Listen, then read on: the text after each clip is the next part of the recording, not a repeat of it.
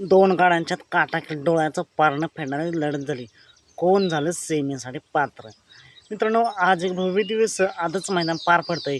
भुरकवडीकरांचं एक आदत एक बैल मैदान आणि या मैदानातून गट क्रमांक 14 सुटला. या गट क्रमांक 14 मध्ये मित्रांनो निकाल रेषेवरती दोन गाड्यांच्यात काटाकी डोळ्याचं पारणं फेडणारी लढत झाली. कोण झालं सेमीसाठी पात्र?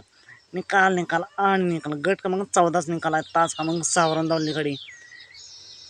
सातारकरांचा क्रेटा पळाला आणि पळशीकरांचा सोन्या पळाला. सोन्या का शिव असं काय तर नाव आहे मित्रांनो. आधी त्यांनी क्रेटा आणि शिव असं नाव पुकारलं समालोचकांनी आणि त्यानंतर क्रेटा आणि सोन्या असं नाव पुकारलं. त्यामुळे नक्कीच कोण नक्की सेमीसाठी पात्र झाले कमेंट करून नक्की सांगा. P3 लेवलला तुम्ही गट क्रमांक 14 पाहू शकता.